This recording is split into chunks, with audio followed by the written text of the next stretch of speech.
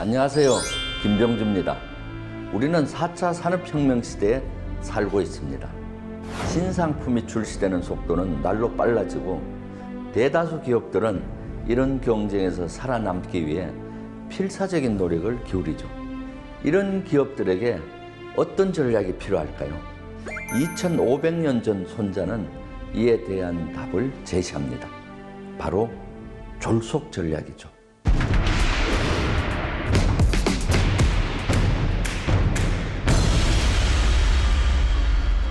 여러분, 졸속이라고 하면 어떤 생각이 먼저 떠오르십니까? 바로 부정적인 생각부터 떠오르시죠? 졸속행정, 졸속공사, 졸속처리, 대개 이런 단어들이 떠오를 겁니다. 실제로 졸속의 사전적인 의미는 일을 지나치게 서둘러 처리해서 결과가 어설프다는 것이죠. 그런데 때로는 졸속으로 해야 오히려 좋은 성과를 거둘 수 있다는 사실 아십니까? 특히 손자는 전쟁만은 졸속으로 해야 한다고 했습니다. 이게 무슨 의미일까요? 바로 전쟁 중에 준비가 덜 됐더라도 기회가 오면 바로 졸속으로 전투를 개시해야 한다는 걸 뜻합니다. 그리고 전쟁 목적이 어느 정도 달성되면 빨리 끝내는 것을 의미합니다. 전쟁은 수많은 국민의 소중한 목숨을 앗아가고 예산 소모가 극심해 경제적 손실도 매우 크죠. 건물과 자연이 파괴되어 국토가 초토화됩니다. 그래서 손자는 전쟁은 속전속결로 끝내야 한다고 늘 강조했습니다. 즉, 장기전을 피해야 한다고 말입니다. 완전한 승리를 하려면 지속해서 전쟁을 끌면 피해가 막심해지죠. 승리를 하더라도 바로 국가적인 위기로 연결될 수 있는 겁니다. 그런 틈을 타서 제3국이 공격해오면 대응이 더욱 힘들어지겠죠. 어렵게 얻은 전쟁의 승리의 이득이 없어지는 셈입니다. 그러므로 전쟁은 졸속으로라도 속전속결로 끝내야 합니다. 그럼 전쟁에서의 졸속은 좋은데 행정에서의 졸속은 왜 나쁠까요? 전쟁은 싸울 상대가 있는 반면 행정은 싸울 상대가 없기 때문입니다. 경쟁 상대가 없는 경우에는 급하게 서두를 필요가 없습니다. 그래서 행정은 신중히 생각하고 어떤 문제점이 있는지 검토해야 합니다. 또 여론을 형성해서 공감을 얻고 실행해야 문제가 최소화됩니다. 실적을 위해 응성한데도 서둘러 행정을 하는 경우 문제가 발생해 비난을 받게 되는 것입니다. 예컨대 지자체에서 지역의 도로나 시설을 건설하거나 정비할 때 성과를 빨리 내려고 졸속으로 시행했다가 나중에 문제가 생기기도 합니다. 그러나 전쟁이나 경쟁은 상대가 있습니다. 내가 준비한다고 시간을 보내면 보낼수록 상대도 그 시간만큼 취약점을 보완하고 강해집니다. 상대와 시간의 함수가 존재하는 것입니다. 적이 강해지는 시간을 벌게 해주면 전투가 어려워지고 양쪽 모두 피해가 커집니다. 그만큼 시기가 중요하기 때문에 때를 아는 감각이 필요합니다. 준비가 덜 됐더라도 좋은 기회가 오면 개시해야 합니다. 중요한 고지를 선점하는 군사작전에서도 손자의 졸속의 지혜를 적용할 수 있습니다.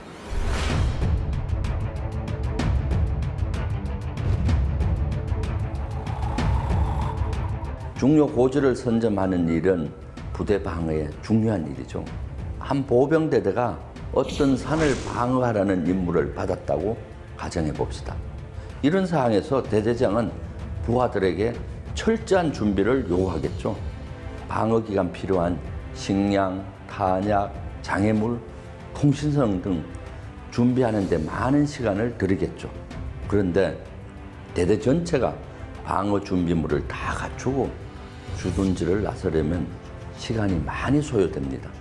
만약 그 사이에 적군이 일개소대나 중대라도 먼저 고지를 선점해버리면 어떻게 될까요? 그때부터 이미 승기를 반쯤 놓쳤다고 할 수 있습니다. 왜냐? 적군이 선점한 고지를 다시 공격해서 뺏은 후 방어를 해야 하기 때문이죠. 이럴 때 대대장이 손자가 말한 졸속의 개념을 가진 인물이라면 어떻게 할까요?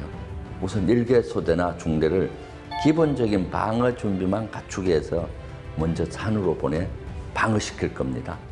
고지를 선점하는 것이죠.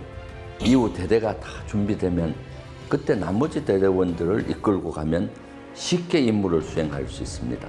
졸속의 개념을 적용하여 고지를 선점해 방어 작전에 성공하는 것이죠.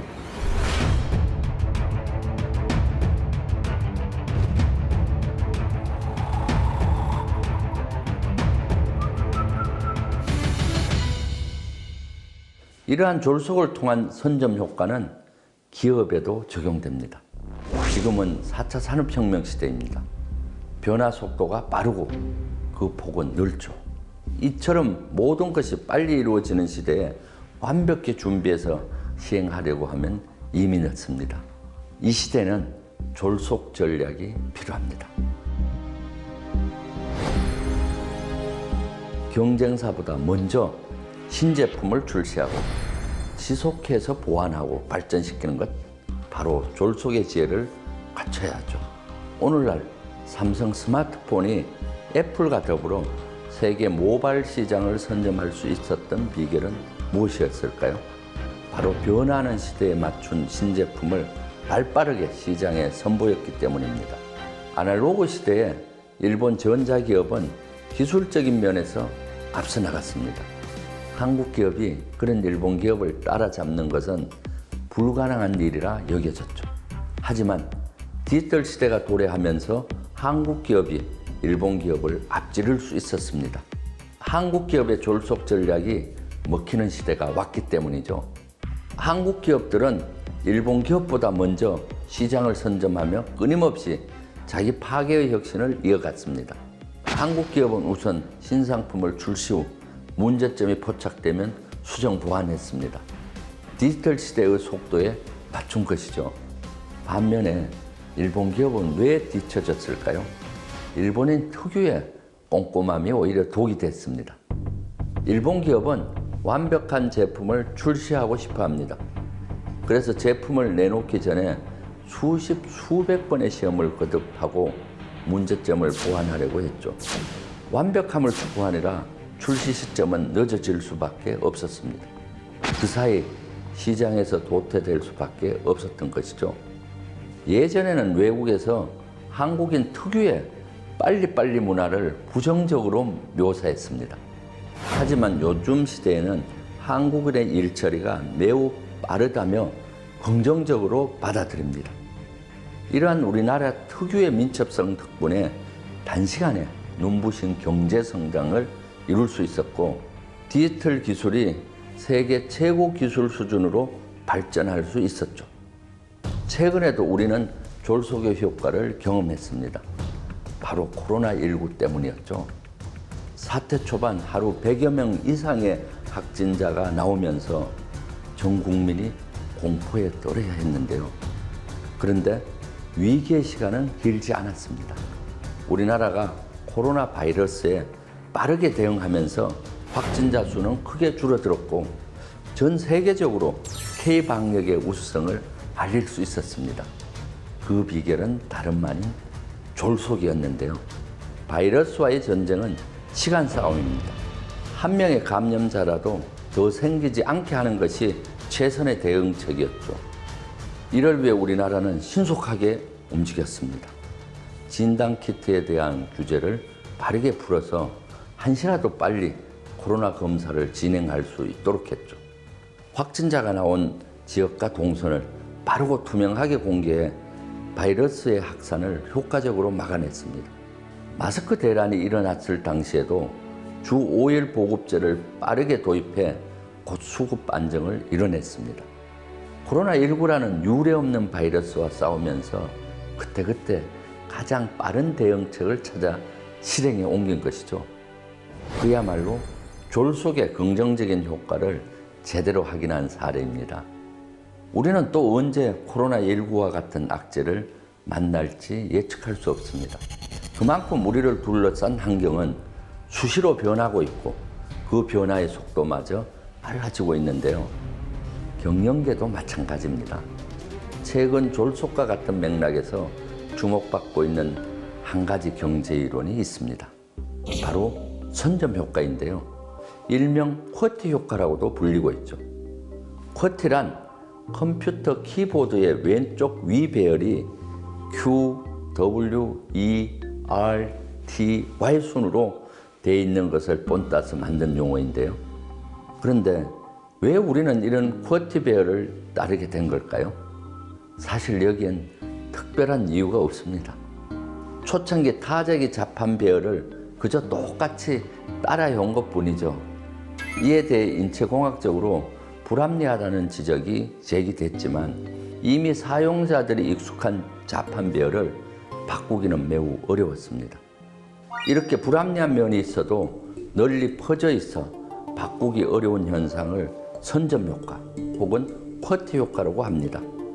기업 경영에 있어서 선점 효과는 매우 중요한 성공 비결이 됩니다. 그 대표적인 예가 바로 카카오입니다. 우리가 매일같이 사용하는 대표적인 어플이 바로 카카오톡이죠. 그런데 카카오는 어떻게 카카오톡이란 서비스로 전 국민의 마음을 사로잡을 수 있었던 걸까요? 다름 아닌 선점 효과가 통했기 때문입니다. 김범수 형 카카오 의장은 일찌감치 모바일 커뮤니케이션 서비스가 곧 대세가 될 것임을 간파했습니다. 그래서 재빨리 카카오톡 서비스를 시장에 내놓게 되었죠. 그는 4명의 팀원에게 2달 안에 서비스를 만들라는 사회법칙을 지시했습니다. 파격적인 전략이었죠. 그리고 6개월도 되지 않은 2010년 3월 18일 모바일 서비스 메신저 카카오톡을 출시했습니다. 그 결과는 어땠을까요? 카카오톡은 서비스 출시 하루 만에 앱스토어에서 1위를 달성했고 단 6개월 만에 가입자 100만 명을 돌파했습니다. 이후 카카오톡은 전 국민의 메신저로 발돋움할 수 있었는데요. 많은 사람들이 카카오톡을 사용하고 있는 이상 더 좋은 서비스가 나오더라도 갈아타기 힘든 사항이 된 겁니다. 그뿐이 아닙니다. 카카오는 현재 택시 호출, 대리운전 요청, 미용실 예약, 쇼핑 결제, 은행 서비스까지 다양한 서비스로 우리 생활에 파고들고 있죠. 그야말로 엄청난 수익을 내는 대기업으로 탈바꿈한 것입니다. 이것이 바로 선점의 힘입니다.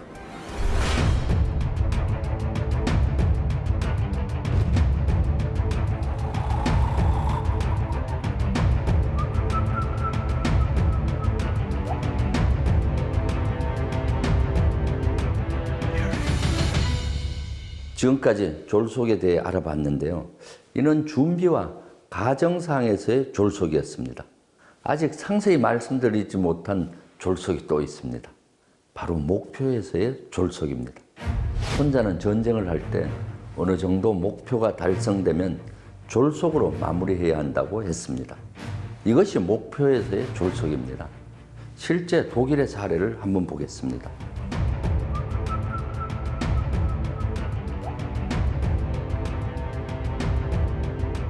1939년 9월 2차 세계대전이 시작되었습니다. 독일이 폴란드를 침략한 것이 전쟁의 도화선이 됐죠. 이후 독일은 덴마크와 노르웨이를 점령했고 네덜란드와 벨기에, 프랑스까지 정복했습니다. 이어 북아프리카를 공격하고 소련까지 공격해 들어갔습니다. 히틀러의 야욕은 독보섬처럼 점점 자라기만 했고 그의 이상의 제동을 거는 사람은 없었습니다. 하지만 히틀러는 끝내 자신의 야욕을 실현시키지 못했습니다. 전쟁이 장기화되면서 독일의 국력과 군사력이 갈수록 약해졌고 결국 1945년 연합군에 패배하고 말았죠. 히틀러의 삶 역시 권총으로 스스로 목숨을 끊는 비극으로 끝나고 맙니다. 만약 히틀러가 전쟁을 조기에 스스로 멈췄다면 독일과 그의 운명은 어떻게 달라졌을까요? 이 질문의 답을 찾기 위해서 또 다른 전쟁의 사례를 살펴보겠습니다. 바로 1991년에 일어난 걸프전인데요. 이라크의 사담 후세인이 쿠웨이트를 점령하면서 전쟁이 시작됐죠. 이에 미국을 중심으로 한 총 34개 국가가 1991년 1월 17일부터 2월 28일까지 이라크를 상대로 전쟁을 치렀는데요. 전쟁에 걸린 시간이 총 40여일에 불과했던 겁니다. 미국 주도의 다국적군은 이라크군을 쿠웨이트에서 축출하고 이라크 중간쯤 갔을 때 과감히 전쟁을 종결했습니다. 당시 전 세계는 다국적군이 이라크를 완전히 점령하지 않은 것에 대해 의아하게 생각했죠. 하지만 다국적군은 쿠웨이트에서 이라크군을 몰아내는데 성공했습니다. 그리고 다시는 중동을 위협하지 못할 만큼 이라크군을 무력화시켰습니다. 그래서 소기의 목표를 달성한 만큼 더 이상의 전쟁은 의미가 없다고 판단한 겁니다. 그 결과 국제사회와 유가, 세계 경제도 빨리 안정을 되찾을 수 있었습니다. 이처럼 독일과 미국의 엇갈린 운명만 봐도 전쟁에서의 목표의 졸속이 왜 중요한지 확실히 알 수 있습니다.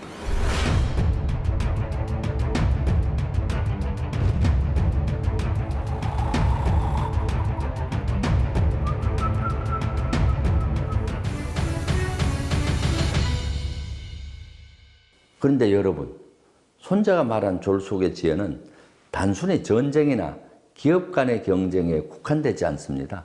졸속의 지혜는 우리 인생에 있어서도 큰 도움이 되는데요. 만약 여러분이 건강이나 다이어트를 위해 헬스장에 다니기로 했다 칩시다. 여러분은 뭐부터 시작하실 건가요? 네, 맞습니다. 계획부터 세우겠죠? 어느 헬스장을 다녀야 좋을지, 어떤 시간에 할지, 운동할 때 어떤 복장을 입을 건지 두루두루 고민할 겁니다. 그러다가 결국 고민하던 도중에 열정이 식어서 아예 헬스장 입구도 가보지 못하고 끝나는 경우가 부지기수죠. 이런 실패를 다시 경험하지 않으려면 어떻게 해야 할까요? 바로 졸속의 지혜를 발휘해야 합니다. 먼저 헬스장에 가기로 마음먹으면 집이나 회사에서 가까운 헬스장에 무조건 가고 봅니다.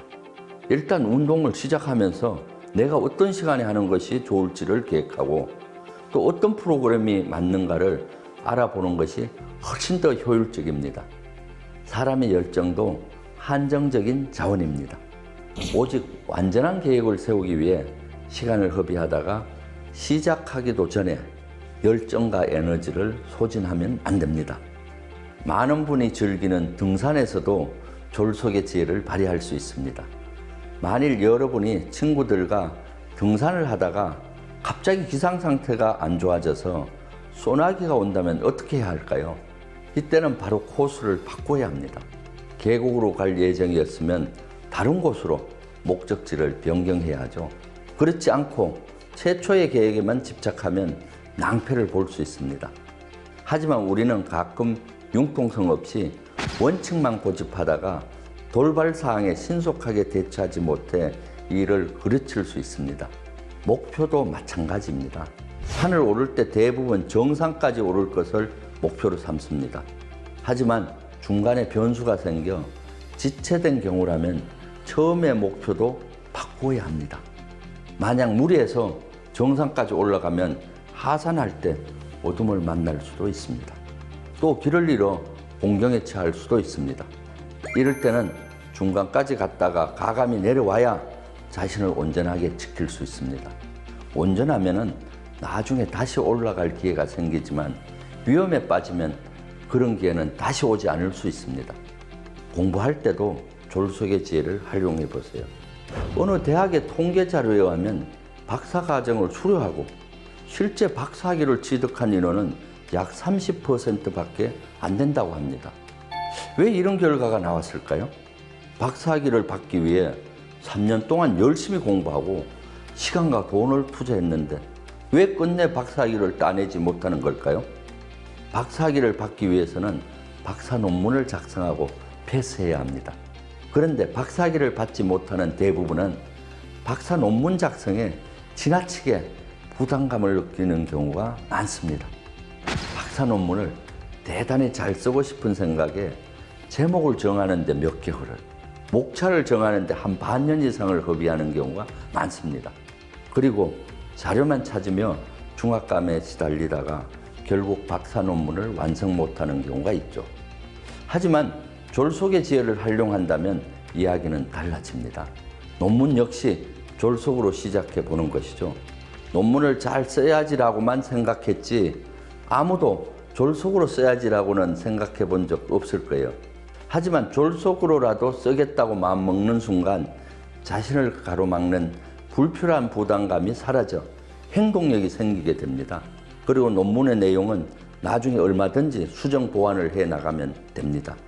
자신의 전공 분야 중 가장 자신 있는 분야에 관해 제목과 목차를 정해서 작성 가능한 부분부터 써서 지도 교수님께 지도를 받아보세요. 일단 시도해야 합니다. 시작이 반이라는 말이 여기에 적합한 말인 듯합니다. 처음부터 완벽하려는 생각은 오히려 독이 됩니다. 마지막으로 직장 생활에서의 졸속의 지혜입니다. 회사에서 보고서를 작성하라고 지시를 받았다고 가정해 봅시다. 완벽하게 하려고 시간을 오래 끈 직원이 상사에게 완성된 보고서를 가져갔을 때 상사 반응은 다양할 수 있습니다. 상사가 만족하면 다행이겠죠. 하지만 대부분의 경우는 상사의 마음에 바로 들기 어렵습니다. 시간이 많이 지난 상태에서 상사와 의견이 다르므로 상사는 이때 짜증이 나죠. 그래서 직원은 상사의 질타를 받고 시간에 쫓기며 수정과 보완을 하느라 고생을 하기도 합니다. 상사와 부하 간의 갈등은 이런 지점에서 많이 발생합니다. 그러나 졸속의 지혜를 아는 직원은 50% 수준의 초안 보고서를 작성한 뒤 상사에게 50% 진행사항을 보고하고 상사의 조언과 추가 지침을 구합니다. 이때 상사는 충분한 시간이 있고 부하 직원의 업무 적극성에 기분이 좋아지면서 자세히 지도와 의견을 줍니다. 그러면 상사의 지침을 받고 수월하게 100% 수준까지 보고서를 만들어낼 수 있을 것입니다. 그리고 상사에게 인정을 받게 되죠. 보고서 작성에도 졸속의 지혜가 적용 가능한 것입니다. 졸속의 지혜가 업무 효율을 높이고 상사로부터 인정을 받을 수 있는 길이죠. 오늘은 우리가 부정적으로 생각하는 졸속이 전쟁이나 기업 간의 경쟁에서 어떻게 긍정적으로 작용하는지 설명드렸습니다. 졸속의 전략을 통해 국가가 전쟁에서 승리하고 기업은 4차 산업혁명 시대에서 두각을 보입니다. 손자가 말한 것처럼 우리 인생에서도 마음먹은 일을 너무 망설이지만 말고 지금 바로 실행에 옮겨보세요. 예상치 못했던 좋은 결과를 거둘 수 있습니다. 감사합니다.